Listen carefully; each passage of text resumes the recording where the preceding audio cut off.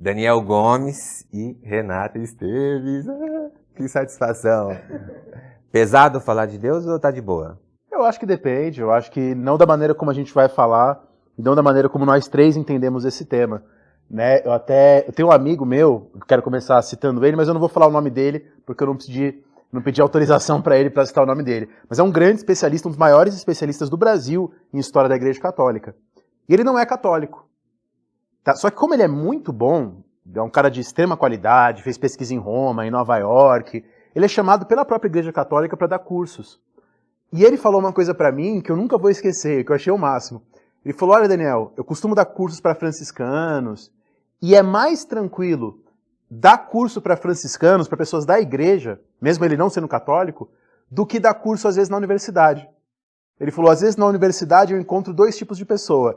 Eu encontro ou aquele menino que é fundamentalista religioso, que não aceita uma palavra crítica, que não aceita um pensamento diferente, ou isso, o fundamentalista, que é alguém difícil de conversar, ou o oposto, né, o fundamentalista do outro lado, aquele cara que é ateu e tem aquele ateísmo que seria radical se estivéssemos no século XVIII, né, de ficar toda hora falando que é ateu e hoje parece só um cara bobo, né.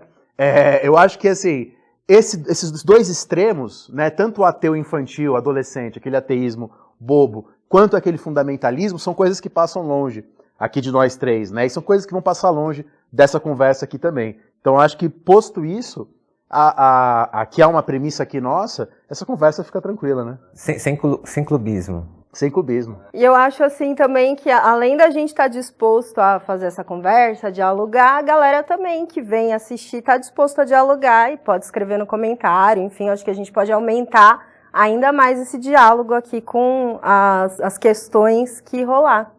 Resumindo, paz, né? Paz, acho que... Deus é paz, um bom né? Tem que ser paz. Né? Então, fechou. Bom, para começar, Daniel, me diz uma coisa assim, então a gente já falou disso aí, dessa relação com Deus, e a relação com Deus, assim, até numa perspectiva mais histórica, o que tem mudado do que era, do que é hoje, como que você acha? Porque as pessoas pensam esse problema, né? Elas pensam essa questão. Se hoje a gente está mais religioso ou menos religioso? As pessoas, e geralmente a maioria das pessoas responde, não, hoje as pessoas estão menos religiosas do que antigamente. Mas eu acho, sempre achei isso, que você pensar a religiosidade hoje, em termos de você ser mais religioso ou menos religioso, é uma forma falsa de colocar a questão, né? Não sei se você concorda. Porque não dá para você medir se as pessoas são mais ou menos religiosas, né? Aí você fala, professor, e os ateus? A gente tem que pensar o seguinte, a palavra ateísmo, a palavra ateu, é uma palavra que surgiu no século XVII, ou seja, há 300 anos. A palavra ateu é uma palavra muito nova na história.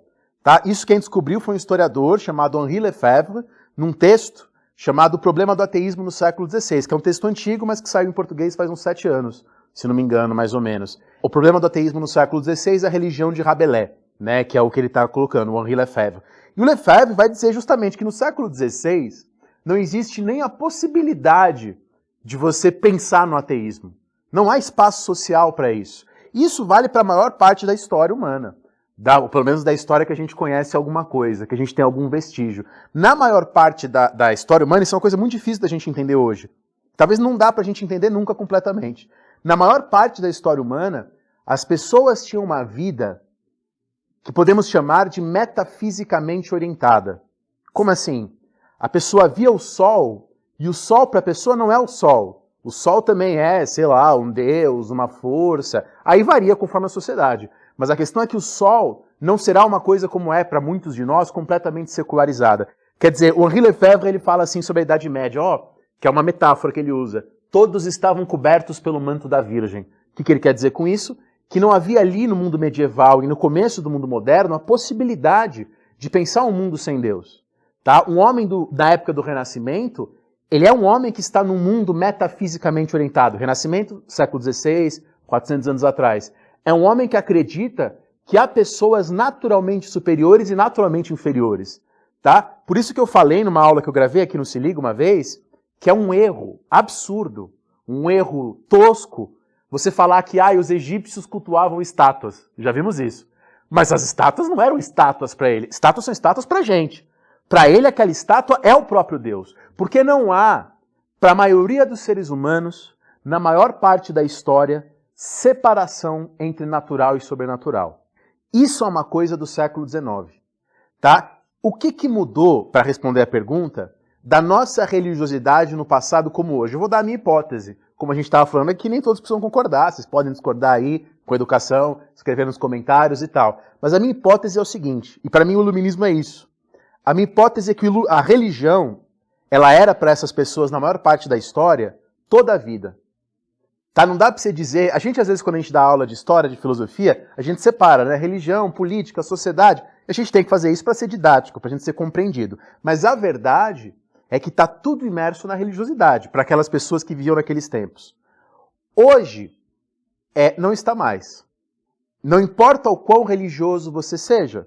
Quando você ficar doente, você pode até ir para o padre, se benzer, mas você também vai querer ir para o médico. Quer dizer, o que mudou? Você está menos religioso porque você vai para o médico? Claro que não. Não é porque você vai para o médico em vez de ir para o padre, ou porque você vai nos dois, que você está menos religioso. Acontece que hoje, essa é a minha tese, a religião é vista não como a vida, mas como uma parte da vida. Eu acho que isso que mudou. Tá? E o Weber, que a Renata conhece melhor que eu, coloca isso muito bem, né? O Weber vai dizer que uma das características da modernidade é que a gente começa a compartimentar a nossa existência. Justamente a ver a nossa existência como, isso aqui é a minha vida religiosa, isso aqui é a minha vida do trabalho, isso aqui é a minha vida familiar. Para o Weber, para o Max Weber, isso é a própria modernidade. E para o meu historiador preferido, que eu acho que é um dos melhores historiadores do mundo vivos, embora ele esteja com a idade da Rainha Elizabeth, né? Então, assim, não sei por quanto tempo vou falar que ele está vivo, mas para mim o melhor historiador do mundo vivo é um cara chamado John Pocock. E o Pocock, lá de Cambridge, ele é neozelandês, mas ele é radicado em Cambridge. E o Pocock fala que isso é o iluminismo. O iluminismo foi o momento em que a gente começa a ver a religião como parte da vida, e não como a vida. E por que isso aconteceu? O iluminismo é um movimento do século XVIII. Porque o século XVII na Europa foi um século de guerras de religião. Então, foi o grande, a Guerra dos 30 Anos, que massacra um quarto do que hoje é a Alemanha, morre na Guerra dos 30 Anos. Então, vendo as guerras de religião, as pessoas disseram, o caminho para uma sociedade pacífica, agora que a gente tem as guerras de religião, é a gente respeitar as individualidades, é a gente pensar, é o que o Locke vai falar na sua carta sobre a tolerância, que a religião é um assunto individual. Quer dizer, quando o Locke fala isso, não é porque o Locke era liberal, o Locke nem sabia o que era isso, né? A palavra liberalismo é do século XIX. Tá? Não vem falar que o Locke é liberal. Mas é porque o Locke está preocupado com as guerras de religião. Tá? Então, falar que a religião é uma questão individual é a maneira dele de criar uma sociedade pacífica. Por isso que eu sempre digo, o iluminismo, tá? Não sei se eu estou falando muitas coisas ao mesmo tempo, vocês podem me perguntar ou me interromper, mas é por isso que o iluminismo ele não é contra a religião. Isso é uma interpretação vulgar do iluminismo. A grande questão do iluminismo é a questão de uma sociedade multiconfessional, onde possam conviver várias confissões. Por isso que não é que o iluminismo é ateu, embora hajam ateus no iluminismo, mas eles são minoria.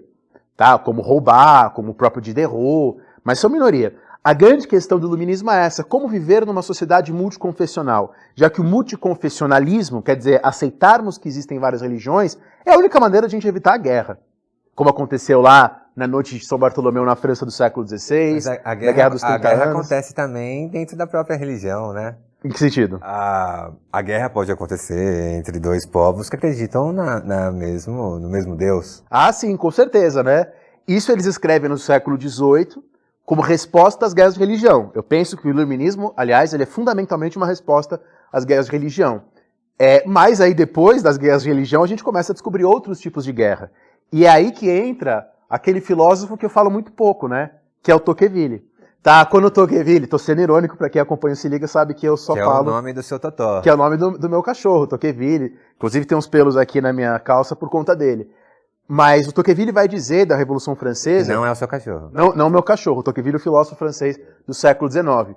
Ele vai ver as guerras da Revolução Francesa, as guerras napoleônicas depois, como mais brutais que as guerras de religião. Tá, a gente vai ter nas guerras napoleônicas guerras envolvendo 800 mil pessoas. O mundo nunca tinha visto isso na história.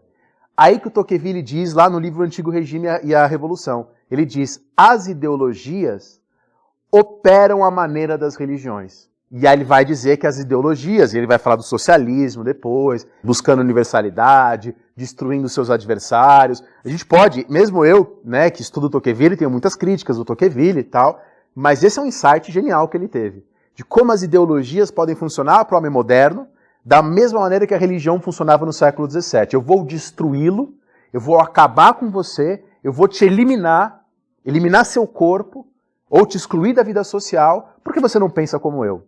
Tá? E a minha visão é universal e a única possível. Então talvez a gente tenha que pensar o multiconfessionalismo, não apenas na questão religiosa, mas também na questão das ideologias políticas, se a gente quiser chamar assim, né? A palavra ideologia tem vários significados. Mas então, para concluir a pergunta, né, e não monopolizar aqui a fala, eu acho que a mudança é essa. A religião, na maior parte da história, era vista como a vida, envolvendo toda a existência, para usar a metáfora do Lefebvre, como se todos estivéssemos cobertos pelo manto da Virgem. E hoje, mesmo as pessoas religiosas, eu não vou dizer todas, né, porque a sociedade é muito complexa, mas mesmo muitas pessoas religiosas, bastante religiosas, enxergam a religião como uma parte da vida dela, e não como a vida como um todo. A ponto dela, né, fazer outras coisas desconsiderando a religião, o que seria impossível em outras épocas. Então, eu acho que pensar em mais ou menos religioso, né, como às vezes as pessoas colocam, não é uma boa maneira de pensar. O que aconteceu é essa transformação. E como a gente vai lidar com ela é a questão, né? Saquei. Pedrada, hein, Daniel? Eu gostaria que quando a gente tiver aqueles óculos do Google, vou poder conversar com alguém com essa profundidade e que tem as notas de rodapé. Porque às vezes você traz alguns conceitos e fala, pô, esse aqui eu manjo, esse aqui eu manjo, esse aqui eu sei mais ou menos, né? Mas muito interessante. Eu acho, pegando num gancho no que você falou, até na ideia de... que século que não se pensava na ideia de ateu? A ideia de ateu é do século XVII, lá os 1600, né? Sim. E aí, então, por exemplo, eu fico pensando que a religião tá ali junto, e não como uma parte da vida das pessoas, como uma das obrigações, como o trabalho, o estudo, a família. E aí eu até peguei tem uma colinha aqui, né? Eu queria fingir que eu era um maior intelectual e tirava tudo do fundo das profundezas do meu cérebro, mas, na verdade, como um mero mortal, muito distante da figura de Deus, eu tenho uma colinha aqui, vou perguntar uma para Renata, que é o seguinte, né? Até pegando esse gancho. Você acha, então, que a religião... você acha natural que a sociedade acredite em Deus ou é artificial? A religião, como diria o poeta, é o ópio do povo mesmo? Ai, pegou pesado pra mim, hein? Ou é uma necessidade? Bom, complementando um pouco o que o Daniel estava falando, né? Eu acho que a gente tem uma tendência a achar que a razão é uma superação da fé, né? Ou seja, acaba a religião e aí vem a razão. E aí dá uma impressão que, quanto mais a gente evoluir tecnologicamente, racionalmente, menos religioso a gente vai ser, né? Então existe uma tendência disso, que é muito o que o Daniel falou, não, né? As duas coisas sempre estiveram muito próximas, né? O padre muitas vezes era o filósofo e o cientista, ele era o mesmo. Muitas vezes ia lá na igreja tentar resolver os seus problemas existenciais, os seus problemas de fé, mas ia também buscar compreender como funcionava o universo de uma maneira geral, ler Aristóteles, onde você encontrava Aristóteles? Na igreja, né? Então, acho que as duas coisas sempre tiveram muito juntas. Agora, pensar se é natural ou artificial já é um pouquinho mais complicado, né? A gente vê que sempre existiu religião em todo tipo de sociedade. Alguma forma de lidar ou de resolver os seus problemas com aquilo que é sobrenatural, né? Então, eu acho que, assim, o ser humano, de intrínseco, ele tem que sobreviver. Eu acho que a primeira coisa que ele pensa, eu tenho que sobreviver. E isso todos os seres humanos, todos os seres vivos, na verdade, né? Mas o ser humano tem uma consciência, né, em torno disso. Então, ele está buscando a sobrevivência. E ele pode buscar isso pela razão, porque ele precisa... O mundo é extremamente hostil, a existência é hostil, a gente tem fome, a gente tem sono, a gente tem um mundo com bichos, com insetos, com doença, com pandemia, né? Com milhões de problemas. Tá tendo. E a gente precisa resolver isso de alguma forma. Então, a gente precisa de alguma forma dominar a natureza, né? A gente precisa resolver isso, a gente precisa sobreviver. Você pode fazer isso tanto pela razão quanto pela religião, tentando negociar com forças sobrenaturais, né? Então, eu acho que aí varia A religião ela pode variar de cultura para cultura, mas dentro da própria cultura, várias formas de religiosidade. Que a gente pode pensar que tem uma instituição religião, mas que tem religiosidade, que tem formas espirituais de lidar tanto com a existência, com os nossos problemas mais profundos, tipo, quem eu sou, da onde eu vim, para onde eu vou, como com problemas relacionados à natureza mesmo. Tem tempestade, tem terremoto. O que eu vou fazer diante disso, né? Eu vou resolver isso tentando compreender como que acontece o terremoto ou eu vou negociar? E às vezes a razão não é suficiente, né? Muitas vezes o ateu tá lá, o avião tá caindo, até então ele é ateu, aí ele começa a negociar com Deus, ou seja, apelar para forças sobrenaturais no intuito, né, de instintivamente dominar ali a natureza. Falar, não cai o avião, fazer promessas, enfim, né? Inclusive quando às vezes tem alguma pessoa ateu ali na rodinha, né, trocando uma ideia, sempre tem alguém que fala assim, na hora que o avião for cair, né, ou na hora que a coisa apertar, eu quero ver o que você vai fazer, você vai fazer o quê? Não que todo você ateu vai pedir seja assim, tem uns que continuam firme e forte. Mas eu acho que é porque tem uma questão básica, que é a primeira questão da filosofia, que é uma questão que a gente não tem resposta, que é por que as coisas existem em vez de não existir, né? Tá lá no São Tomás de Aquino essa frase. Quer dizer, por que existe alguma coisa no universo em vez de nada? Né? Por que o ser ao invés do não ser? A gente está aqui, a gente pode explicar o Big Bang, mas por que teve o Big Bang? A gente sempre vai voltar. E a verdade é que a gente não tem resposta para isso.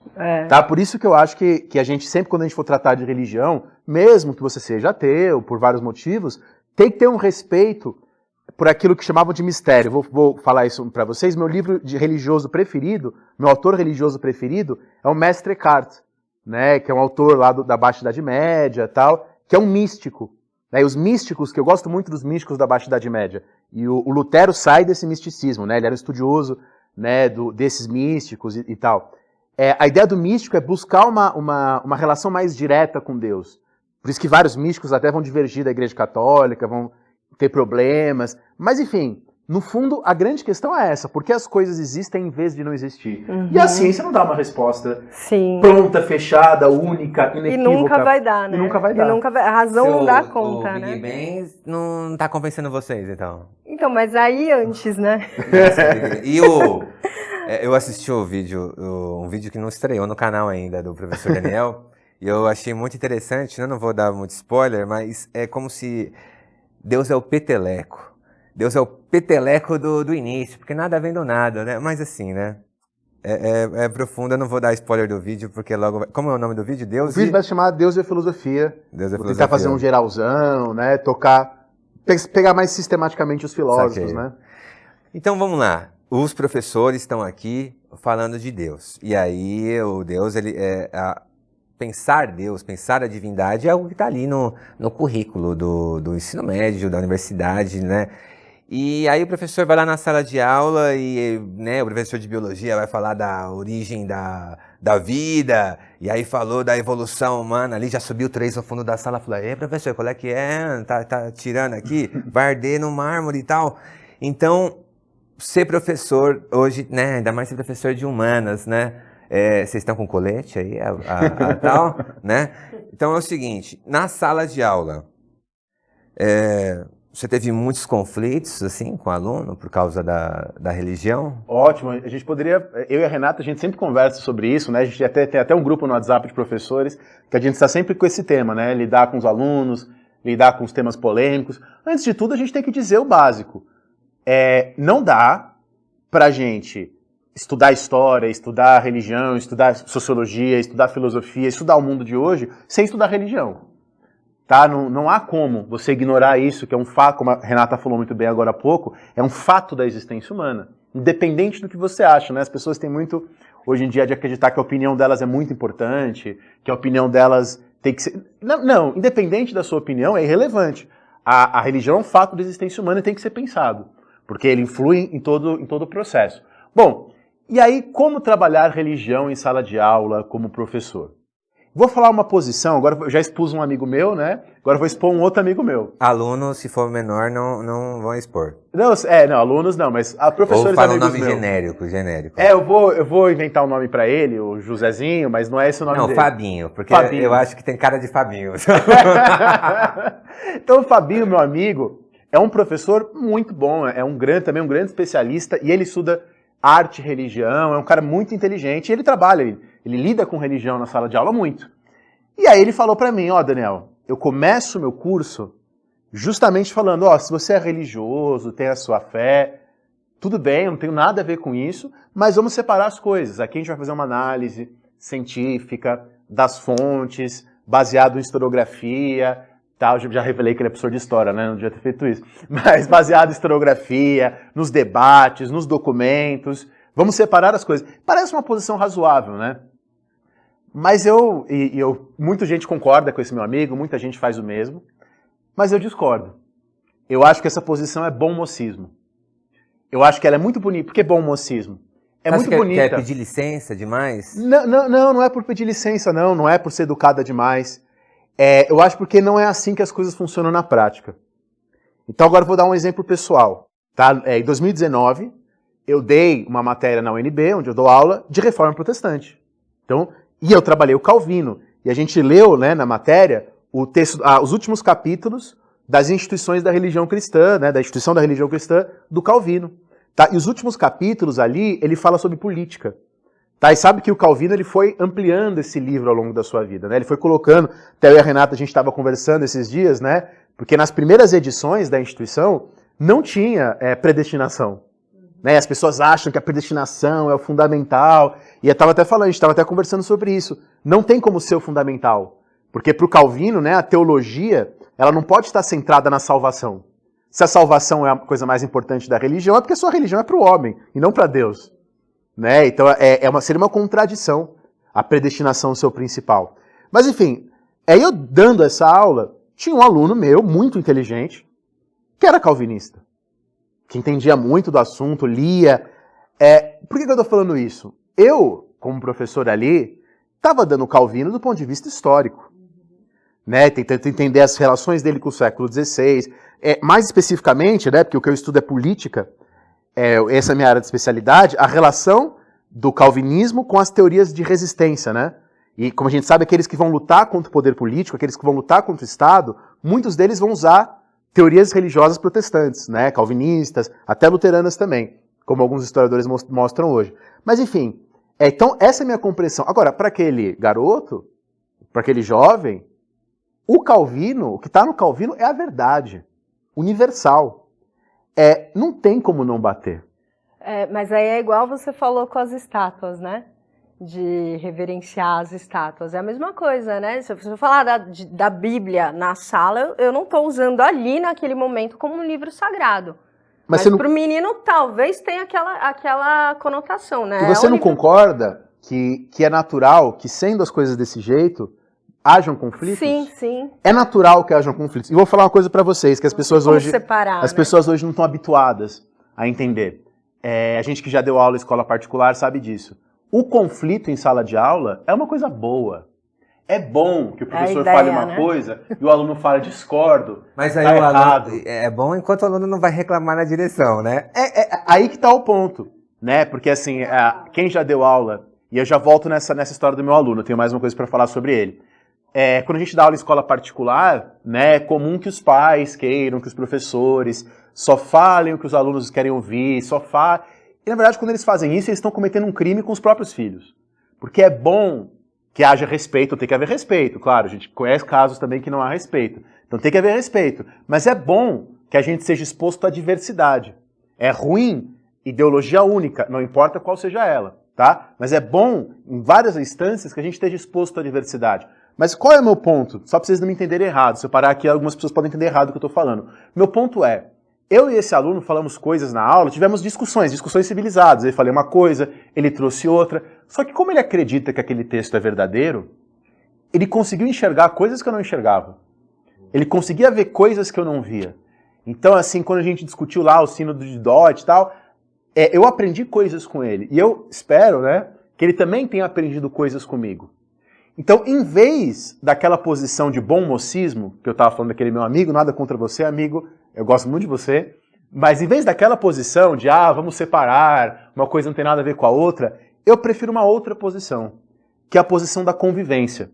Vamos entender que a gente tem posições distintas aqui, vamos entender que há conflitos, e vamos entender que o conflito, não o confronto, o conflito na sala de aula é uma coisa boa, é uma coisa fértil, que ajuda o moleque a pensar, ajuda ele a viver numa sociedade que é uma sociedade plural, que é uma sociedade na qual as pessoas vão contestar ele. Quando esse moleque crescer, ele vai encontrar pessoas que vão dizer que ele está errado. Tá? Ele tem que saber lidar com isso. E a escola é o lugar para isso. Então, em vez de uma atitude inquisitorial, uma atitude de convivência. Tá? E talvez, se os pais participassem mais da escola, isso seria mais possível. Última coisa, antes de eu deixar vocês falarem, eu lembro de um professor na faculdade que falava uma coisa, eu não sei se é verdade.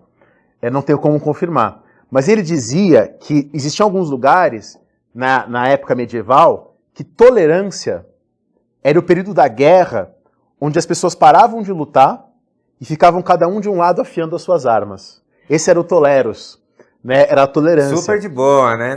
Não vou lutar não, tô só afiando a minha peixeira. Por isso que talvez seja interessante, se a gente pensar num sentido de tolerância assim, substituir a tolerância pela convivência.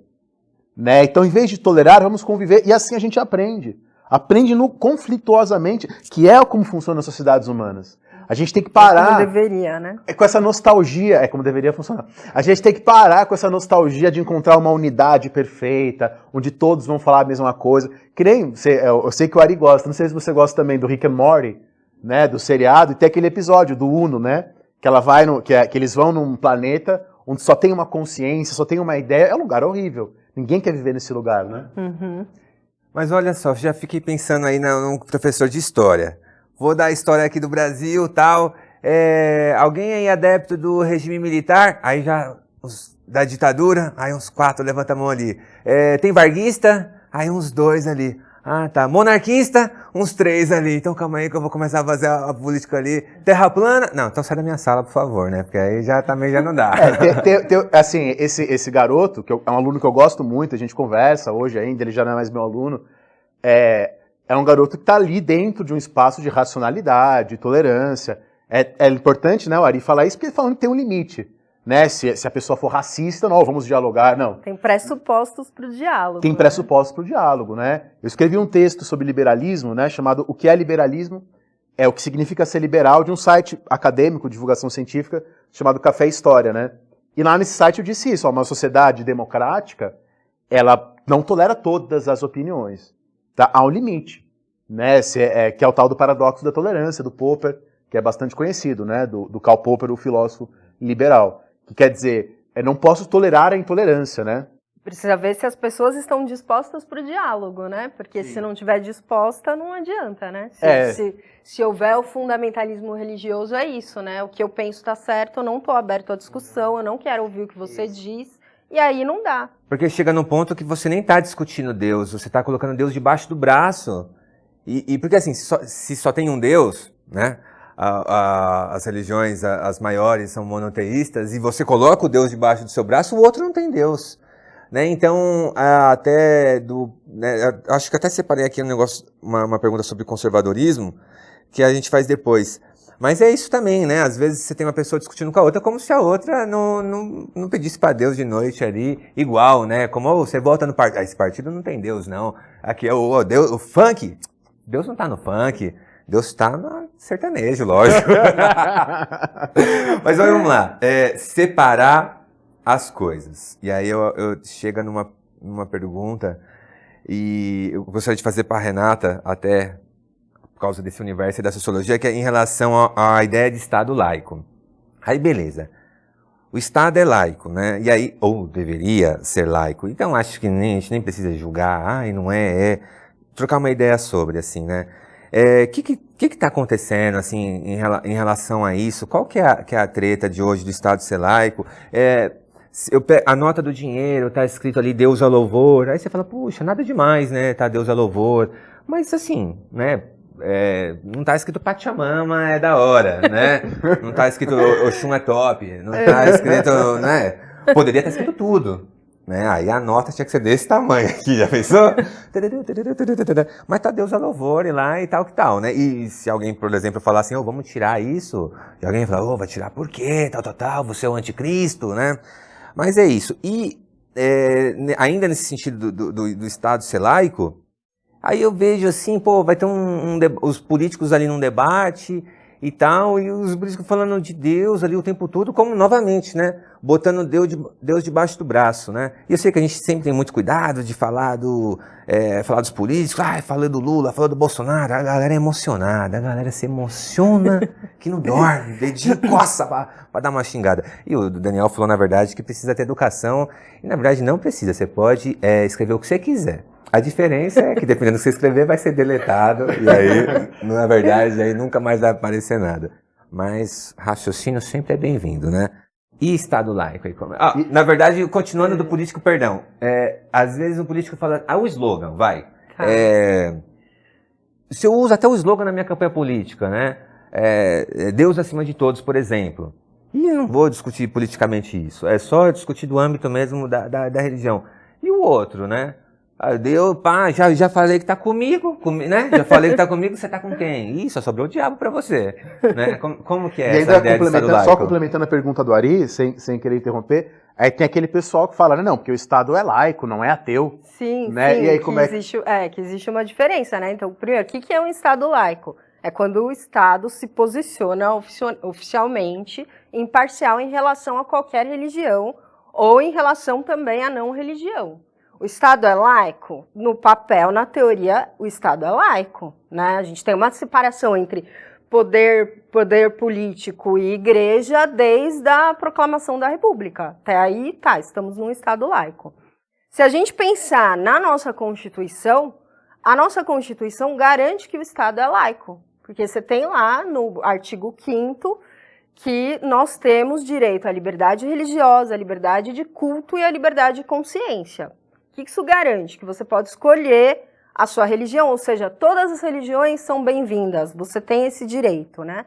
Direito de culto, você também pode cultuar a sua religião. E o direito de consciência, que você também tem o direito de não crer, né? Ou seja, está ali garantido pela Constituição, então posso dizer que é laico. No artigo 19 está ali que o Estado também não deve se envolver com questões religiosas. Ou seja, a princípio não poderia estar ali no dinheiro, ou não poderia ter um crucifixo numa sala de audiência, ou enfim, qualquer repartição pública, não poderia ter esse tipo de coisa, né? Está garantido pela Constituição. E quando tem é cristão. Sim, e aí tem outra questão, na própria Constituição tem isso. Já começa com Deus, né? No preâmbulo já começa, né? Porque Deus é já top. Começa com e com esse Deus cristão, né? Que é uma frase cristã e tudo mais. Então a gente teria que pensar que todos deveriam ter espaço, e quando a ideia do Estado, realmente ele não é ateu, porque se ele fosse ateu ele proibiria a liberdade religiosa. Como aconteceu lá quando Lenin transformou as igrejas em cinema.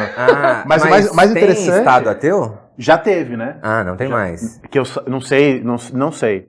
Então Deus estava embaixo e agora já retomou.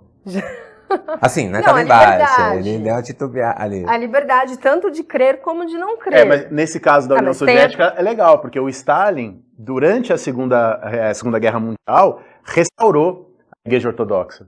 Sim. Né? Quer dizer, voltando até ao tema que a Renata falou lá no comecinho, né? Da necessidade, existir em vez de não existir. Cuba tem bastante igrejas, assim, por exemplo... As pessoas confundem também o fato de, então o Estado é comunista, ele é ateu. Não necessariamente tem essa relação. Não, assim, acredito que tem mais...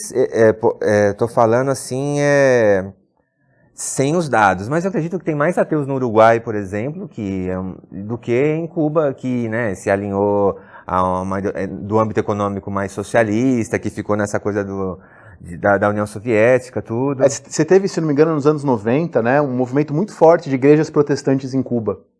Né, e muitas delas ligadas a antigas pessoas que saíram de Cuba, foram ali para o sul dos Estados Unidos. E a gente vai ver todas as presbiterianismo, acho que o protestantismo de uma forma geral, o catolicismo, se envolvendo muito com questões socialistas. Então, de novo, a gente fica tentando separar o que na verdade não dá para separar, né? Muitas vezes estão juntos, ou enfim, não necessariamente relacionados, né? Mas é legal, porque a gente vê como são os conflitos, né? Como a sociedade é conflituosa nesse sentido. Mas uma das desculpas que se dá é que o cristianismo faria parte da cultura brasileira e por uma questão de cultura e de tradição, isso é permitido.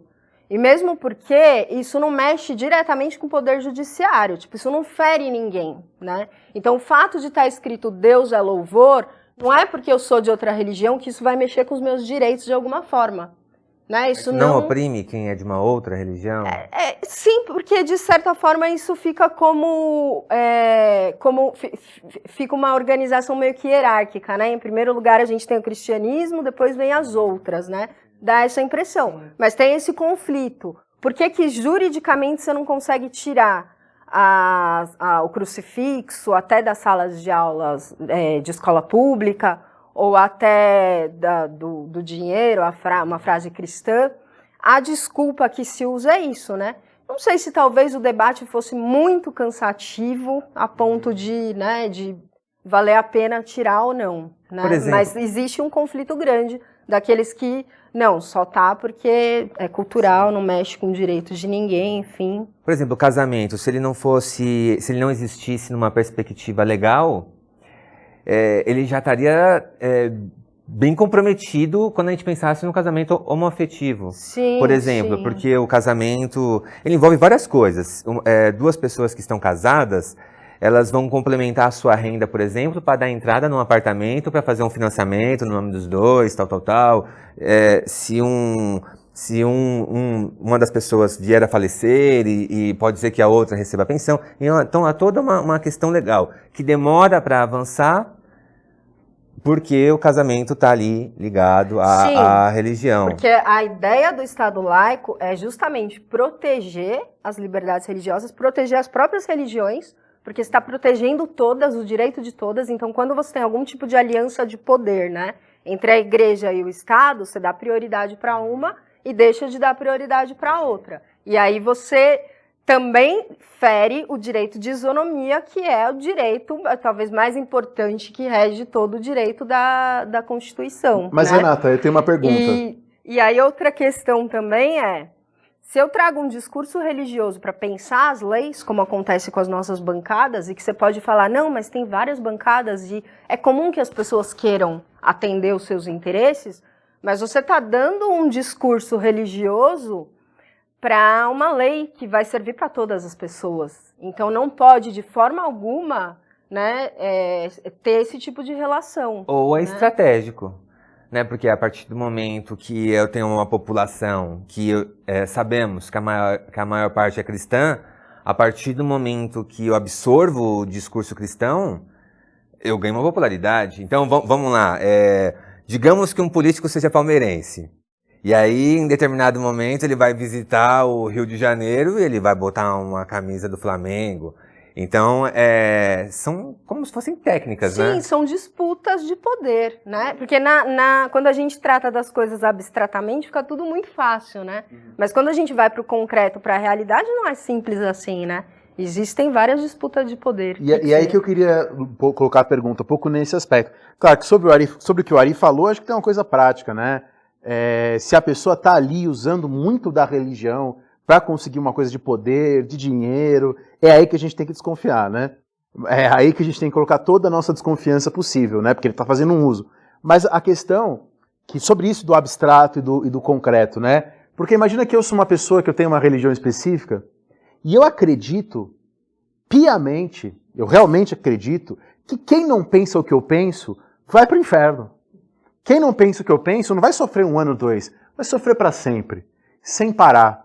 Se eu acredito nisso, tá? Se eu acredito no que você está falando, se o que você está falando vai te levar para o inferno e vai levar outras pessoas para o inferno, como convencer essa pessoa a exercer a tolerância, a convivência? Até porque para sempre é muito tempo, né? Para sempre é muito tempo, né? Sabe o que eu fiquei pensando agora? Mas se eu sofrer para sempre, na verdade, não vou ficar estável? Porque se eu sempre sofro, eu sei que... Mas é que você já foi vivo em algum momento, né? Então você sempre vai ter a lembrança daquele dia que você comeu um sanduíche, foi bom. Então eu nem vou morrer. Porque se quando eu estiver lá eu vou lembrar de quando eu tô aqui, então eu nunca morri. Eu só, na verdade, mudei a chavinha. Tipo, Por exemplo, eu vou estar no inferno, será que eu vou ter a minha ideia de corpo? Ou não? Ah, depende da religião. Ou será que eu vou ser um totozinho? Um doguinho? Depende da perspectiva. Na prática, realmente, não dá, a gente não consegue colocar na lei o que vai acontecer na prática, né? Sim. Quais são as medidas de proteção que o Estado tem que tomar, porque pode virar uma grande censura, né? Sim. Não, eu também posso falar, não, então tá proibido religião. Não, mas né? todos são iguais. O único problema é que alguns são mais iguais. A prática não funciona, né? Na lógica funciona, no concreto não. E vamos lá, aí a gente troca ideia aqui com o filósofo, com a socióloga, e eu gostaria que tivesse um biólogo aqui também. E um historiador também, porque eu já penso logo que esses são os ateus. O professor de matemática acredita em Deus, o de geografia também, mas o de biologia, o de filosofia, o de sociologia, eles não falam com o papai do céu. É possível ser filósofo, ser biólogo e ser religioso ao mesmo tempo? Ou é conflitante? Se a gente pensar na história da filosofia ocidental, que é o que cai nos vestibulares, Enem, que é a galera que está aqui geralmente presta, a imensa maioria são religiosos. A imensa maioria são religiosos, né? Então, assim, não há essa separação. As coisas, quem é religioso é burro, ou quem é ateu é inteligente, ou vice-versa. Nada disso é verdadeiro, né? Tá? O que existe, agora eu quero voltar ao argumento do nosso começo do curso, é que a gente não vive mais numa realidade metafisicamente orientada. Isso acontece. Que é o que o Weber chama de o desencantamento do mundo. Tá? De fato, isso há uma transformação na nossa maneira de morte de Deus. Que é isso que o Nietzsche quer dizer com a morte de Deus. Sim. Quando a gente fala morte de Deus, não é assim, o Nietzsche está matando Deus. Tem até aquela piada, né?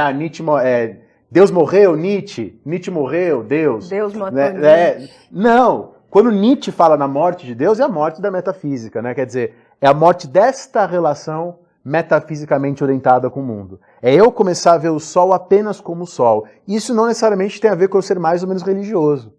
Quer dizer, é com essa transformação que a gente tem que lidar hoje. Uhum. Essa é a grande questão. Como é que a gente vai viver esse mundo a partir de agora? A Renata falou muito bem, quando ela colocou ali, tinha lá os positivistas, que tinham a crença de que quanto mais ciência, quanto mais razão, menos religião. Hoje a gente sabe que isso é uma grande bobagem. Tá? E se a gente começar a olhar para além do mundo europeu, isso se torna mais bobagem ainda. Tá? Então não há relação. Eu conheço pessoas inteligentíssimas que são religiosas, pessoas inteligentíssimas que não acreditam em Deus ou em qualquer forma de divindade, que tem uma visão profundamente imanente da realidade, né? Quer dizer, a imanência radical, é só isso. Mas a gente tem um vídeo aqui no Se Liga sobre Spinoza, né? Que é aquele que vai dizer que a própria natureza é Deus. E quando ele fala natureza, não é as árvores, as plantas, quando ele fala natureza, é toda a realidade. Tá? Você sabe, eu vou expor meu último amigo aqui hoje. Tá? Não seja amigo do Daniel, que eu vou te expor. Ele vai inventar um nome tosco pra você ainda. Essa é uma amiga, e eu tava conversando com ela hoje à tarde. Amigos, se manifestem nos comentários. Ela veio falar comigo hoje, porque ela é uma pessoa super legal, ela faz florais, ela faz reiki, ela faz yoga. Eu faço yoga há 5 anos, né? Eu pratico vinyasa. E ela conheceu lá aquelas brincadeiras de internet sobre o jovem místico, aquele cara que... E ela começou a entrar numa crise existencial por conta disso, né? E ela veio falar comigo, né? Porque quando você dá aula de filosofia, as pessoas às vezes vêm te consultar, saber as coisas. Oráculo. Nem sempre a gente tem a resposta. Mas, enfim, ela veio falar, poxa, Daniel, você acha que eu sou contraditória? Você acha que essa minha prática é hipócrita? Eu falei para ela, é por isso que eu trouxe aqui esse livro, que é um dos meus livros preferidos, né? Os Estudos sobre a Humanidade, do Isaiah Berlin. Falei pra ela, primeira coisa, para com essa coisa de contraditório, de hipócrita, deixa isso pro Twitter. Tá? Todo ser humano é contraditório, todo ser humano é hipócrita. Todo ser humano é regido por valores, tem ações que são incompatíveis. Tá? Incompatíveis entre nós com nós mesmos, incompatíveis uns com os outros. Não há ser humano que não tenha contradições. E eu não acho que isso seja necessariamente ruim. Tá? Algumas hipocrisias, claro que são ruins, né? Mas a contradição, ela ajuda a sociedade a se mover, a crescer. Então, eu falei, primeiro, desencana disso. Desse mito da pureza original, da coerência pura. esquece. Mas, perdão, só florais é mais ou menos o quê, assim? Só pra eu... Tem muitos tipos de floral, né? Tem os florais de Bach, que ele extrai das flores mesmo, essências. E as essências são respostas? E no caso, assim, com ela, eu faço meio que consultas com ela. Eu falo como é que tá a minha vida. Tipo, uma terça-feira, lavanda. E aí A quinta é eucalipto. Não, você tá ansioso, lavando. assim, se você tá com problemas relacionados à confiança, à estabilidade, e ela sempre tem faz... uma fórmula, não é tipo lavanda ou não, é uma fórmula. É uma coisa mais complexa. E é super Não, desculpa, legal. perdão pra galera que curte floral, pareceu que eu tô diminuindo, né? Não, Não é. Aqui a gente tá com tranquilidade. E assim, primeiro que é muito legal só fazer essa conversa com ela. E só ela começar a pensar em mim, e a gente, quando... vocês já viram que eu tomo o floral dela, dessa minha amiga, e só dessa conversa já existe um autoconhecimento. Quer dizer, já valeu. Mas ela entrou com essa, poxa, o Brasil cheio de desempregado, o Brasil todo fodido, e eu fazendo floral. E aí eu falei pra ela assim, primeira coisa é o seguinte, voltando ao tema que a Renata disse muito bem, se a gente suprimisse todas as desigualdades sociais, se todo mundo fosse feliz, se todo mundo tivesse, todo mundo feliz não, se todo mundo tivesse renda, se todo mundo tivesse emprego, Renda mínima. se todo mundo tivesse bem financeiramente, com emprego, ainda assim as pessoas teriam questões existenciais. Então ainda assim, você teria o seu lugar ali. Ou teriam mais, na verdade. Talvez teriam mais, não sei. Arrisco Ou dizer na que verdade, sim. quanto mais eu tenho que correr atrás do leitinho das crianças, menos eu vou... Talvez não seja uma Acho que grandeza uma diretamente transformação, proporcional. né? A forma que a gente busca a religiosidade ou a espiritualidade muda conforme as nossas práticas. Eu acho que seria o ideal, a forma né? que a gente vive. A utopia é que todos tivessem uma vida confortável e a gente pudesse se dedicar mais profundamente a essas questões. Essa é a utopia. Tá, o Jung, lá nos seus textos, ele fala sobre isso. Quando a gente tiver conquistado o mundo exterior, quer dizer, conseguido esse bem-estar, aí a gente vai ter que ir aqui para dentro e aí vai ser complicado. Porque a gente vai no profundo. Eu falei isso para ela. Isso é uma necessidade humana. Tá? E eu não acho, então eu como um praticante de yoga há muitos anos, não acho que o yoga deva ser algo restrito aí a uma classe média alta. Pelo contrário, eu acho que se todas as pessoas que quisessem fazer yoga, se mais pessoas fizessem yoga, não todos, né, mas se mais pessoas fizessem yoga, pessoas de todos os grupos, essas pessoas viveriam melhor. Né? Para mim, pessoalmente, assim, se eu faço yoga, o meu dia é muito melhor, a minha vida é muito melhor, se eu fico uns 20 dias sem fazer, a coisa muda, enfim. Aí eu tentei conversar com ela o seguinte, falou, tenta pensar em formas mais inclusivas, né, também dessas práticas. Em levar ela, tenta conseguir o seu dinheiro, porque você também precisa comer, né, mas tenta fazer coisas mais inclusivas, não apenas vender florais por R$200, aulas de yoga por R$300, mas também ter outras práticas que incluam outras pessoas. Tá? Então, o que eu quero dizer, essas coisas não são restritas, né? Não devem ser restritas a uma elite. Todos nós somos seres humanos. E, por conseguinte, todos nós temos o direito a ser inseguro, a ter questões existenciais. Aí tem a música do Jorge Benjor, né? Eu quero paz e arroz. Amor é bom e vem depois. Né? Eu acho que essa é um pouco a nossa... Eu quero paz e arroz. Amor é bom, mas vem depois. Né? Então que todos possam ter paz e arroz, né? Pra gente poder amar de verdade. Ótimo. Boa. Que lindo. Fico até emocionado com essas coisas, cara. Falando em paz e arroz que é uma coisa tão simples no nosso dia a dia, e dependendo da perspectiva, ela é até revolucionária. Porque você fala assim, quero arroz é de boa. Agora você fala assim, eu quero arroz para todos. Aí já é algo revolucionário, e eu vou falar assim, nossa, e aí já fica esse debate aí do revolucionário e do conservador. E aí eu já até queria fazer mais uma pergunta assim, né, o cara fala, eu sou conservador, né, sou conservador, porque eu gosto de Deus e tal, e outras coisas, já vai misturando os conceitos todos ali. A religião, ela é necessariamente conservadora? Ou a religião pode ser revolucionária? Eu acho que a gente pode voltar um pouco para a questão do Daniel, né? Eu acho que a filosofia tem um momento que ela é mais metafísica, mais voltada para, né, o transcendente, para o mundo de lá. E tem momentos, né, tem filosofias que a gente tem uma tendência contemporânea da filosofia ter um olhar mais para o campo da experiência, né, para cá, para o mundo físico. A religião também é assim. A gente tem uma impressão que a religião é sempre transcendental porque está tratando necessariamente de Deus. Mas a religião pode ser imanente também, ela pode ser do campo da nossa experiência. Então, aí voltando para a pergunta que você me fez lá atrás, que a gente nem voltou atrás, né? Mas a famosa frase lá do Marx, né? A religião é o ópio do povo, que não é só dele, que tem todo um contexto, que foram outras pessoas que trouxeram também, essa ideia era bastante difundida.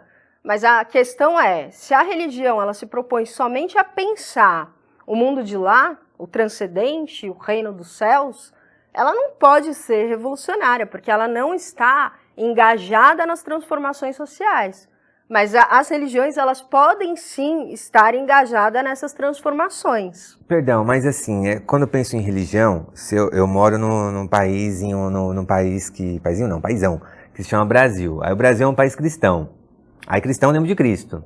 Eu lembro de Cristo, me tenho a impressão que o cara era revolucionário. Sim, uma figura revolucionária. Porque assim, mano, se já chegar o cara aqui cabeludão, barbão, com as roupas loucas, falar assim, mano, dá César o que é de César. Enfrentou as já não, vamos dividir os pão. Não taca pedra não, sangue bom. Só taca pedra quem não errou nunca. Então assim, puxa, não tá meio contraditório o rolê? Então você tem algumas figuras, inclusive religiosas, que as pessoas se colocam como conservadoras, né, e cristãs, e a gente tem na figura de Cristo alguém que enfrentou estruturas de poder e alguém que traz um tipo de ética, que é a ideia do trate o outro como gostaria de ser tratado, que tem como fundamento a igualdade, né? Porque se eu falo assim, imagina, no século de Cristo falar isso, trate o outro como você gostaria de ser tratado, então eu vou ter que tratar todo mundo igual, o servo, o senhor feudal, o escravo, a mulher, todo mundo. Então o outro ele é tão humano quanto eu, a dignidade dele é igual à minha, isso é extremamente revolucionário, né? O preto vai ter alma. Exato. Porque imagina, se depois de estar ali no tempo de Cristo, 1.500 anos depois, 1.600, 1.700, na verdade a escravidão está presente a vários momentos da humanidade. Mas vamos falar dessa no Estado americano e, totalmente amparado pelo pensamento cristão, pelas instituições cristãs, todo um respaldo. Então, que coisa muito louca, porque assim, Deus está ali, englobando todos, você crendo ou não, mas na verdade ali naquele momento, então, você não está trocando ideia de Deus, na verdade você nem está com Deus. Mas tem gente você é. Muitas vezes a religião ela vai ser utilizada, a religião como instituição, não como religiosidade, né, como forma de resolver os seus problemas existenciais, espirituais, mas como instituição, como um aparelho ideológico. Então, quando Marx fala a religião é o ópio do povo, primeiro, ele estava questionando muito a questão da alienação, que era um debate que existia ali, que ele estava no meio desse debate, que a gente não está no meio desse debate agora, e também a questão da religião ser colocada como uma instituição política, ideológica, que vem para atender aos interesses daquela classe que é dominante. Isso vai ser sempre, né? Então eu uso a religião como uma ferramenta de dominação. E aí eu posso fazer da religião um instrumento de opressão, né? Mas eu posso fazer da religião outros instrumentos como um instrumento de revolução. E aí, historicamente, eu acho que o Daniel pode localizar a gente, porque a igreja a religiosidade já funcionou, pensando aqui no Brasil, na ditadura militar, o quanto a igreja esteve envolvida com os movimentos estudantis, né?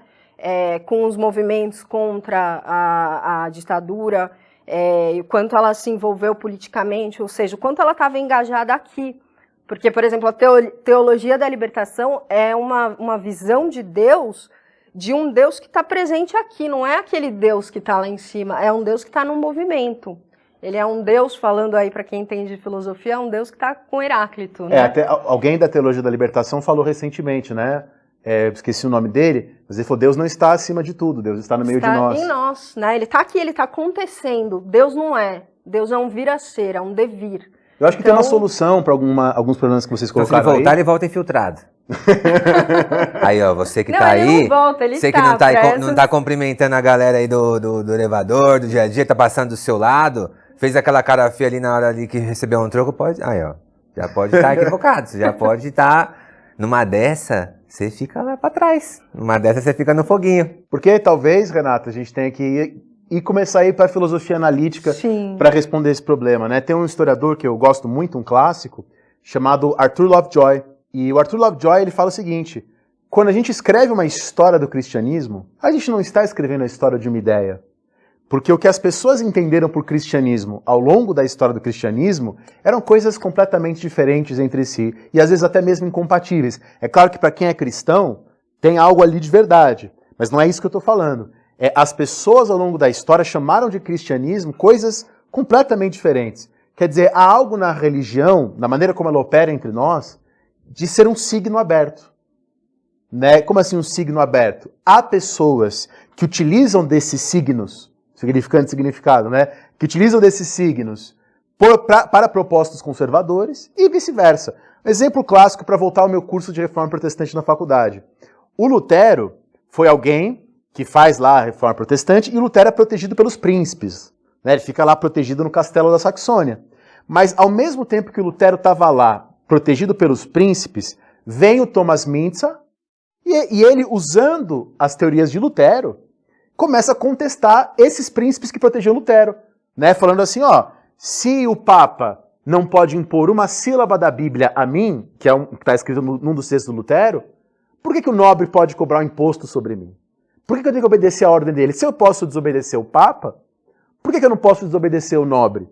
Quer dizer, olha como a religião pode funcionar como um signo aberto. O Lutero fala algo, e o Lutero atua ali como alguém ligado, muito ligado à nobreza, e aí vem, né, os movimentos anabatistas, o nome desses movimentos aí. E eles usam as mesmas ideias para, na prática, fazer o próximo. Porque aí tem um historiador da Reforma Protestante, o Trost, que ele fala o seguinte: Lutero reformou a religião, mas ao reformar a religião, você reforma o mundo, porque para a maioria das pessoas a religião é o mundo. Então é a transcendência e a imanência, né, que você está... Outro exemplo histórico, talvez o grande exemplo histórico para os historiadores, é a Inglaterra do século XVII. Você tem lá uma revolução, tá? Que é uma revolução... Lá, várias religiões, vários grupos de protestantes surgem ali, os Quakers, né, os Quakers, e ali eles usam a religião para fazer a revolução. A religião atua na Inglaterra do século XVII como uma força profundamente revolucionária. Eles matam o rei. Eles pegam o rei, né, o Carlos I, e decapitam o rei, né, tiram a cabeça do rei. E tudo isso em nome do puritanismo. Né? Então, quer dizer, a religião ali atuou como a força mais revolucionária do mundo naquele momento. Então é como se tivesse tem a religião, tem as escritas, há uma margem de interpretação que, por exemplo, o Papa. Aí você falou do Papa, então isso não tem nem que voltar lá, vamos falar o Papa aqui. Né, entidade máxima da Igreja Católica, está sendo questionado. Então, assim, como era o nome do último Papa? O Bento XVI? Ele saiu fora. Que, aliás, até tem a ver com a sua outra pergunta, um gênio, o Bento XVI. Eu discordo das posições do Bento XVI. Mas quando eu dei iluminismo lá na faculdade, eu comecei minha aula de iluminismo com o texto dele. Com o Bento XVI. Com o Bento XVI. Ele fez um debate com os historiadores italianos, ali no mesmo nível. Todo lado lá dos historiadores italianos. Tá? Eu acho que a posição dele não é correta, mas se eu coloco ele no meu curso é porque eu acho que ele é alguém que deve ser lido, né? Então, para ver como não tem nada a ver religiosidade, inteligência... Mas agora há aí alguns atores políticos, midiáticos, em alguma medida tentando desmerecer um pouco Porque assim, o Papa é pop, né? O Papa é pop, o Papa é top e ele tá lá. Mas aí, mano, tá falando esses negócios aí, tá falando que pode isso, tá falando que pode aquilo, esse Papa deixa muita coisa, esse Papa aí gosta... E aí já fica isso. E como é que é? Será que, às vezes, então, uma atuação... O Papa não é Deus, né? O Papa, ele só troca ideia mais de perto. Essa atuação humana, em alguns momentos, ela vai dando saltos Porque, por exemplo, vamos lá... A Bíblia, ela vai mudando com o passar do tempo? Um dos livros religiosos, poderia ser qualquer outro. Ela é a mesma, não é? Mas a mesma? É a mesma que você pode pensar em uma teologia da libertação e em uma teologia da prosperidade. Sim, mas é a mesma. Vamos pensar o seguinte, é religioso. Aí, pessoa religiosa lá nos anos 70, sei lá, pessoa evangélica dos anos 70. Aí a moça tá de calça. Aí eu vou falar assim, caramba, essa mina tá de calça, não tá com Deus na vida, tá andando com roupa de homem, tal, e não sei o quê. Olha como aqui, eu tô aqui com a religião, Tô falando que usar a calça é ruim, né? Ou usou um short e mostrou o joelho. Ah, que é isso? E aí hoje você vai... mano, praticamente não tem, assim, igreja evangélica que tá se importando com uma mulher usar uma calça. Existem algumas igrejas que as mulheres até usam saias, mas assim, você não vê ninguém falando de calça, né? Então, Deus é a nossa imagem e semelhança, ou às vezes parece que é o contrário, porque Deus... E é nessa desse Deus, né, toda essa ideia que, na verdade, parece que muitas pessoas, quando elas querem resistir a Deus, ao invés de elas falarem que não querem Deus, elas falam assim, não, eu acredito em Deus, mas não nesse Deus. Eu acredito num Deus não punidor, né? Aí parece que a pessoa tem medo de não acreditar em Deus, ou acha que seria uma ruptura muito grande, e ela faz uma nova leitura de Deus, né? Não, meu Deus, ele fuma um tabaquinho, ele toma uma cervejinha e tal, não sei o quê. Ou, na verdade, não toma, mas não importa, não julga quem toma. Como né? alguém me disse uma vez assim, a gente não vive na era do ateísmo, a era do ateísmo já foi. A gente vive na era da religião fast food. Né? Você escolhe. Você escolhe, pega isso aqui, tá legal. O meu Deus. Você tem o seu, eu tenho o meu. Agora tá muito assim. Eu tenho a impressão que antes tinha mais ateus. Mas teve uma coisa que você falou no começo que eu fiquei pensando, que é o seguinte, né? Você usou um termo para representar um ateu em alguma medida infantilizado. Tem aqueles ateus, uma coisa meio adolescente, né? Mas sei lá, quando a gente fala na liberdade de credo, e aí uma pessoa vem aqui fazer uma oração, a outra faz outra oração, então isso aí tá tudo de boa. Quando o ateu vai e fala assim, e expressa o pensamento dele, aí sempre tem algum que chega e fala assim, mano, você quer ser ateu? Não, tá de boa você ser ateu. Mas fica quietinho ali no canto, mano. Assim, Carta por exemplo, sobre a tolerância do John Locke. Você pode ir lá na rua. Pode tudo, mas ser ateu não. Você vai na padaria, vai no Uber, vai em todo lugar, e todo mundo vai falar, vai com Deus, fica com Deus. Agora imagina se eu falar assim, quando eu vou na padaria, então, não, Deus não existe não, hein, cara. Não, Deus não, obrigado. Mas Deus uma perseguição ao ateísmo e a algumas religiões. É que se eu falar, eu não. Se a Jussara falar que ela é ateia, há feito uma leitura como se ela fosse contra o religioso, ela é maldosa. Imagina uma pessoa homoafetiva, imagina um cara que é gay. E aí a pessoa fala, não, você é gay, mas fica de boa. Aí se o cara é gay e quer ser afeminado, e aí já vai gerar outra coisa. Tipo, como se não pudesse se manifestar. E aí que novamente a gente chega toda na ideia do Estado laico, tudo. Pode tudo, mas só pode manifestar a ideia dominante. A ideia que, igual, a cristianismo. É diferente, né? Cristianismo pode manifestar? Ou se pode, tá? Tá rolando. E o cristianismo ali no tempo ali próximo mais de Cristo? E esse podia? Ou esse tinha que ficar escondido? Então, é como se assim, quando o meu é dominante, top, tá de boa, né? Tá de boa, né? O presidente falar o nome de Deus, é o Deus que eu acredito. Mas isso não dá margem para entrar o outro presidente e falar o Deus que eu não acredito? De falar assim, sei lá, é o Deus da banana. Vamos adorar a banana. Fala, não, que absurdo, cara. Aí o outro vai falar, mano, passou a vida inteira adorando o outro Deus, você tava de boa aí, né? Que é o princípio liberal básico, né? Você, às vezes, você dá poder para um determinado governante para ele fazer uma coisa que você gosta, você tem que tomar muito cuidado, porque aí pode vir o próximo governante que você não gosta, mas ele vai herdar o poder do anterior. Né, você tem que. É por isso que o Thomas Paine, né, outro filósofo. Você não gosta de você não, né? Eu falo pouco. Ele fala, a lei, a gente tem que proteger até o nosso pior inimigo por meio da lei.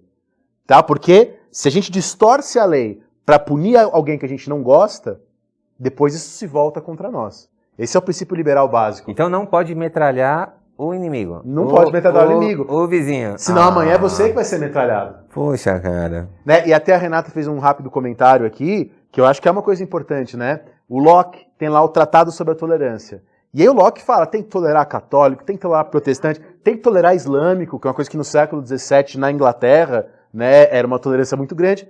Aí no finalzinho lá ele coloca uns 2 parágrafos para dizer, ateu não. Ateu tem que morrer, porque ateu, né, dizia o Locke, como ele não acredita que há uma punição após a morte, ele pode fazer qualquer coisa, a gente pode esperar qualquer coisa dele. O ateu não respeitará a lei. É desvinculado da ética, né? Agora, na Revolução Francesa também, ao contrário do que as pessoas imaginam, o Robespierre, né, que a esquerda jacobina, também pena de morte para ateu. Não houve tolerância aos ateus na Revolução Francesa ali na época jacobina. Mas a pena de morte pro ateu, se o ateu tá acreditando que ele nem vai pro inferno, Mas o argumento do Robespierre era diferente do Locke. Robespierre dizia que ateísmo é coisa de aristocrata. Né? O Robespierre falava, quem é do povo vai acreditar em Deus. Porque quem é do povo, dizia o Robespierre, acredita que há uma justiça final. Que ninguém vai ficar impune. Se você mata, rouba, faz o mal, você não pode ficar impune. Quem é do povo sabe isso. O ateísmo é um luxo de quem é da alta aristocracia. Aristocrata Por isso que tem que morrer. Dizia o Robespierre, tá? Não eu. Só para deixar claro aí. Teve um momento que você foi falar de religioso e quis descolar a ideia da religião, da alienação, e você disse assim, tem amigos religiosos inteligentíssimos. Isso acabou embutindo algo, a meu ver, ali na sua fala, que é como, né, não, é o religioso. Então, assim, o ateísmo, em alguma medida, está relacionado à intelectualidade? Porque, por exemplo, e se eu fizer uma pesquisa ali, os doutorados, há mais doutorados ateus ou há mais analfabetos ateus? Percentualmente, até. Não sei. Então, eu acho que não dá pra gente falar dá que pra a gente dizer. não tem esse dado. Não, porque Mas eu imagino que em todos os lugares você encontre mais religiosos, Mas, né? na verdade, assim, lógico que não faz sentido nenhum uma religião ou a falta de religião significar Uma intelectualidade. falta de- Uhum. Mas, buscando resposta num outro lugar, você nasce dentro de um contexto que está te explicando. Então, assim, aí sim dá para se respaldar. E antes de eu saber ler, escrever, minha mãe e meu pai já estavam falando, não, papai do céu não gosta, tal. Então já me ensinaram. Então, em geral, a pessoa que vai buscar uma religião que não é a dominante, ou mesmo religião nenhuma, em geral, ela está se descolando até do núcleo, em geral, familiar, através de estudos ou pessoas que ela vai conhecer, porque é a partir da informação que ela vai descolar da ideia dominante. Porque é muito difícil a pessoa ser ateu no meio do nada, Se né? uma pessoa fala assim, eu sou ateu, ela fala isso, ela se declara, mas ela consulta lá a astrologia, você considera ele ateu mesmo? Não. Você entendeu? Se a gente for... Não, o ateu, eu acho que o ateu só acredita no semáforo. No semáforo eu acredito. Tipo, Deus existe... Puxa, gente, eu não devia ter falado isso. Mas eu acho que é o seguinte, né? Quando a gente começa a discutir filosofia, e se deu religião, não religião, pode ter várias coisas relacionadas à nossa existência que também não, né? A gente pode estar lá na Matrix, pode ser uma outra coisa. Agora, as pessoas podem viver em paz com a ignorância delas. Então, assim, consigo tocar a poltrona? A poltrona está aqui, né? E de onde veio a primeira poltrona? Não sei. Junto com 1 milhão de coisas que eu também tem esse não sei. posicionamento, né? O posicionamento pelo menos o budismo tradicional, tem né? várias tradicional, A ideia é pensar o mundo a partir da sua materialidade, como que eu posso viver bem nesse mundo, sem ficar questionando o que é, o que não é, porque isso pro budista não vai levar a lugar nenhum. Eu já fui num templo budista em Campinas que a gente fazia oferenda, fui conhecer, né? Sim, tem então, muitas... assim, é uma coisa muito completa. Mas assim... o tradicional mesmo, a ideia é como que eu faço para nesse mundo viver bem e dane-se se Deus existe, se Deus não existe, dane-se. Isso é o que menos importa. O que importa é o aqui, o agora, e eu tentar vivenciar esse aqui e esse agora. E aí a relação, e até a pergunta do Ari para mim, a relação do budismo com a filosofia é uma relação muito forte. A gente consegue fazer muitas relações. A ideia do princípio da impermanência, né, do dukkha. Desde do princípio da filosofia ali, o que estava se discutindo, o budismo discute, né?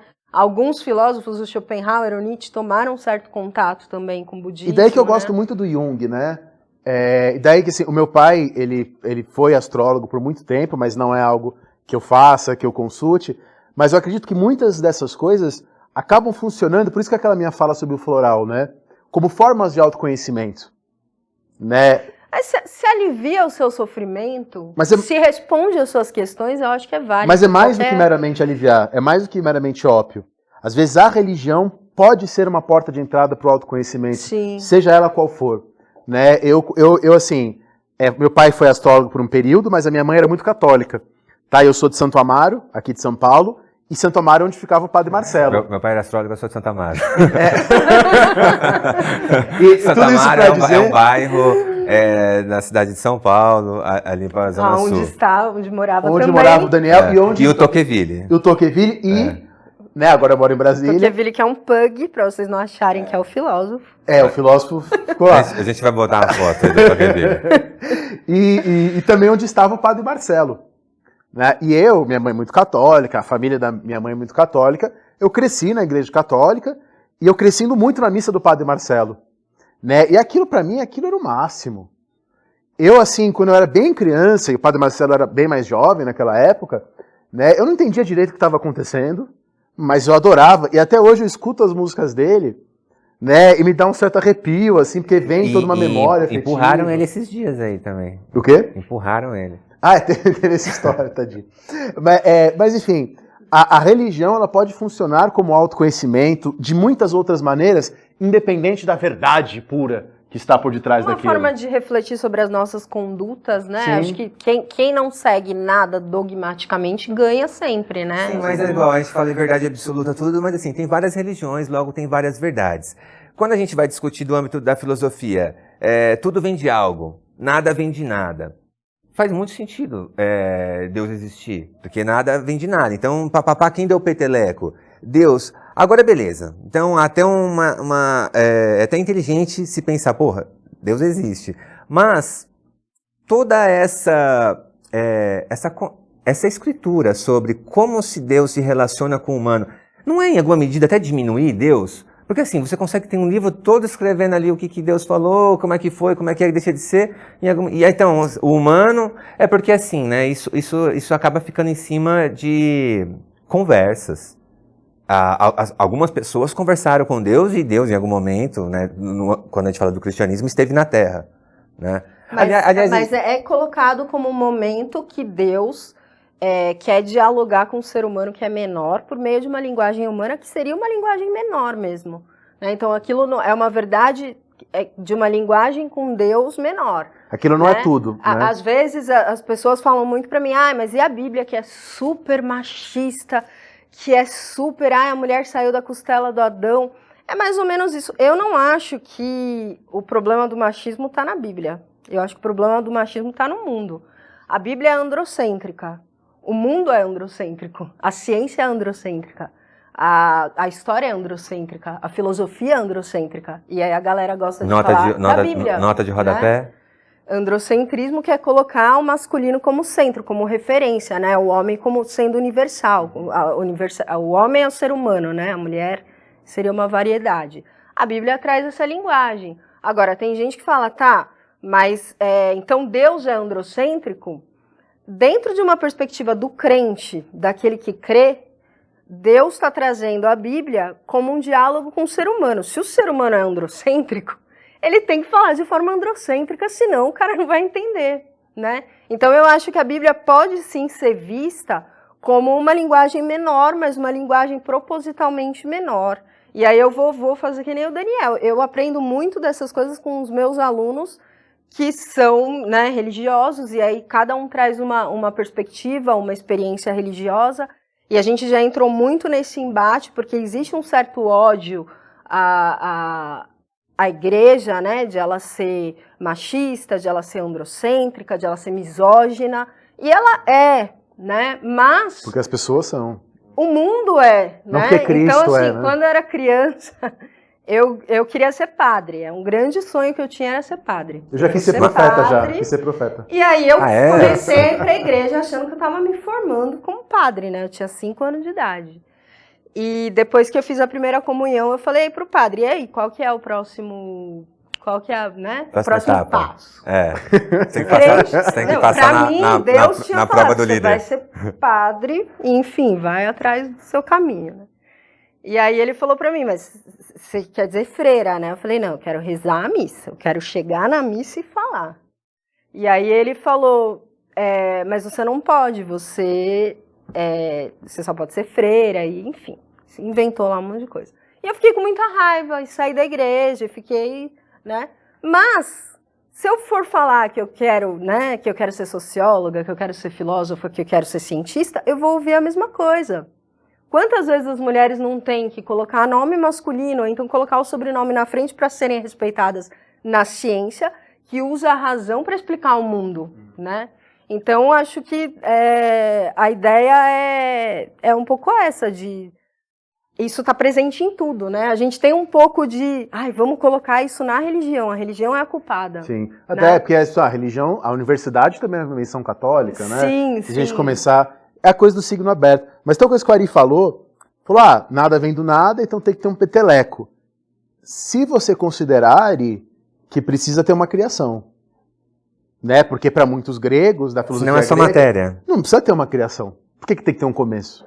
O tempo não é porque né? a gente já tem a dificuldade de entender o para sempre, o infinito. Já é uma forma de você lidar com o mundo de forma metafísica. Usar esses pressupostos de para sempre, infinito, né? Das coisas que caiu são. No Enem. É o transcendental do Kant. Do ser, né? Tudo isso já é uma forma de... Às vezes a gente acha que é ateu e está lidando com pressupostos que são pressupostos transcendentais, né? Sim. Verdade absoluta, algo que está além, algo que eu preciso, né? Esse negócio que você falou sei lá, chegar na eternidade, ou ter uma verdade, ou... O transcendental... São tudo pressupostos transcendentais. O transcendental não é assim, que nem eu lembro de um amigo falando, não, eu faço meditação transcendental para transcender. Não, o transcendental são, né, as condições de possibilidade de conhecimento, quer dizer... Quando você acessa o mundo, você não acessa o mundo de maneira pura. Você encaixa o mundo em vários pressupostos, por exemplo, o tempo. Então, a ideia do Kant é que o ser humano, quando ele vai pensar o mundo, para conseguir pensar, ele tem que encaixar o mundo no tempo. E ele não consegue pensar fora disso, mas a questão é que o tempo não é necessariamente uma propriedade do mundo. É uma propriedade, uma intuição, né, para usar o termo do Kant, humana. Da razão, uma propriedade dos seres humanos. Interessante. De todos. Por isso que a gente consegue conversar. Eu queria fazer uma pergunta para vocês que, na verdade, é uma pergunta um pouco mais religiosa, assim. O Deus, quando a gente fala um Deus cristão, e aí tem o Deus do judaico, e aí quando a gente fala no Islã, o Deus está em outras religiões, assim, o mesmo Deus? Tem vários deuses. Mas esse mesmo Deus, ele está atendendo aí umas demandas diferentes, ele é o mesmo Deus? E se é?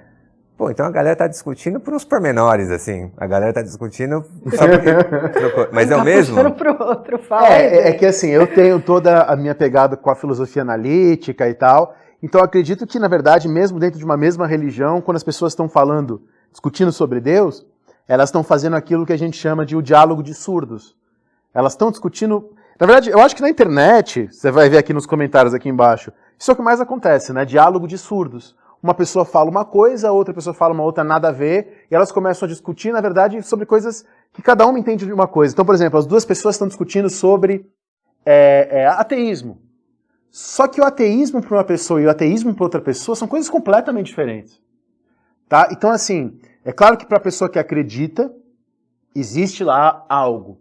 Né? Existe aí essa substância, aí depende, né? Existe algo verdadeiro. Mas no discurso humano, tá? Existem várias coisas acontecendo absolutamente distintas entre elas.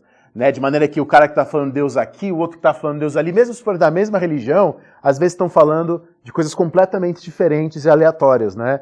Não sei se você concorda comigo, Sim, Renata. Total. E aí que vem o conflito, né? Porque a pessoa acha que está falando da mesma coisa e é um conceito diferente, né? Tanto de ateísmo, quanto de religião e quanto de Deus, né? E por isso que muitas discussões não são, na verdade, discussões sobre uma substância, são meramente problemas de palavras. Mas acho que a experiência eu acho rica, assim, de cada um ter também a sua forma de encarar o mundo com a sua religiosidade, ou enfim, sem a sua religiosidade. Eu acho que isso, embora a gente tenha instituições e você tem culturas que seguem determinadas religiões mais do que outras, a gente também tem uma liberdade individual de lidar com esse mundo desconhecido ou de lidar com as dores da existência, porque eu acho que tudo tem muito relação com as dores da existência, inclusive o ateísmo, né? Eu acho que um grande exemplo, para quem é historiador conhece, porque todo historiador tem que ler esse livro, é um livro do Carlo Ginzburg, o historiador italiano, chamado Queijo e os Vermes. Né, o Carlo Ginzburg, ele era um dos criadores, um dos mestres da chamada microhistória. né? Em vez de ficar olhando o todo, a estrutura, vamos pegar a história de um cara.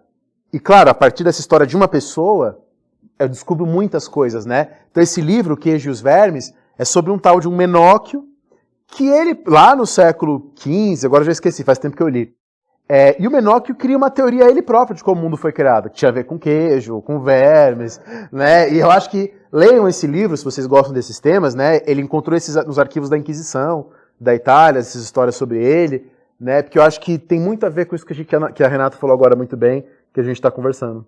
Massa. Aliás, eu ia até falar disso, de uma indicação de leitura, assim, pra galera, ou algum vídeo, algum filme, assim, pra quem quer saber mais de Deus. Eu acho que o Queijo e os Vermes é um livro excelente para você começar a pensar, né, de maneira não dogmática. Meu livro religioso preferido, eu falei do Mestre Eckhart, né, que eu gosto bastante, mas eu sou apaixonado, quem acompanha aqui o Se Liga tem vários vídeos, né, sobre o Santo Agostinho. Então, As Confissões do Santo Agostinho é um livro que, quando eu li, me impactou, assim, com uma força gigantesca, né? Acho que você também, gosto né? muito dos... Mas porque o Platão me impacta, né? Ai, não tem como, né? Mas eu acho que o Santo Agostinho é interessante porque ele tenta... Eu acho que pra gente, agora, no nosso momento, é muito difícil, com tudo que a gente vive, tentar conciliar razão e fé. A gente vê como algo... É o que a gente começou a conversar, a gente vê como algo separado, como algo... E eu acho que ele realiza isso de uma forma brilhante. É brilhante a maneira como ele concilia razão e fé. E um agostiniano, que eu dei também para os meus alunos lerem nesse curso que eu dei lá na UNB, 2019, que é o texto do Lutero, Da Liberdade do Cristão. Que é um texto sobre liberdade, sobre o que é liberdade. Liberdade para ele é diferente da gente, né? Mas também é um texto maravilhoso. Eu acho o Lutero uma figura interessantíssima, né? Toda a trajetória dele, a coisa da noite escura da alma. Tem um momento que o Lutero falou que ele atingiu as profundezas abissais do desespero, né? Então, assim, eu acho uma história fantástica. Então, Da Liberdade do Cristão é uma história fantástica. Tem uma biografia do Lutero que saiu agora, de uma professora de Cambridge, saiu agora em português. Eu acho que ela é de 2015. Uma professora chamada Lindau Hopper, né? Uma grande professora lá da Inglaterra. Uma excelente biografia também, eu gosto bastante. Eu gosto muito do Jung, né? Eu acho que ele traz uma reflexão sobre a religião muito legal. Então, os livros do Jung são muito difíceis, né? Mas O Homem e Seus Símbolos é um livro muito acessível, feito para isso. E na esteira do Jung, né, quem assinou o curso do Se Liga sabe, porque eu comecei o curso do Se Liga com ele, é o Joseph Campbell, né? O Campbell, que tem um diálogo forte com o Jung, ele acredita numa... Tem a ver com a sua pergunta, Ari, não sei porque eu não trouxe o Campbell. Ele acredita numa unidade espiritual do homem. Né? Ele acredita que todas as religiões estão interligadas. E aí tem a ver com a ideia de arquétipo, né? De que existe uma unidade. Por isso que a gente encontra temas muito parecidos em religiões muito diferentes. Né? E o Joseph Campbell, então, quem quiser começar, O Poder do Mito, né? É um texto pequeno, curto do Campbell, fácil de ler, e aí depois tem a Jornada do Herói, né? Até assim, a Jornada do Herói inspira muito os Star Wars, né? O Campbell tinha um diálogo direto ali com o George Lucas, né? E aí é o que a gente está conversando. O Star Wars, que eu adoro, tem muitas coisas religiosas ali, como o meu livro preferido, que eu já fiz um vídeo aqui no Se Liga sobre ele, que é O Senhor dos Anéis. A história do Senhor dos Anéis é uma história profundamente católica. Talvez eu gostasse do Senhor dos Anéis porque eu ia na missa do Padre Mas Marcelo. Porque a saga do herói está em tudo? Essas obras? A jornada do herói, do Campbell, é uma coisa que se repete, né? Em vários mitos. E se repete também nos filmes, né? Então você pega lá O Senhor dos Anéis, pega lá o Star Wars. Tem como dar uma resumidinha no que é essa jornada do herói, assim, nesse eixo? Porque, assim, os filmes que a gente assiste tá sempre misturado aí nesse esquema ali, né? Melhor você lá, o Harry Potter, o Star Wars, Senhor dos Anéis, pra pegar que todo mundo conhece. Tanto o Luke Não Skywalker... tem como falar de Deus sem falar de Star Wars.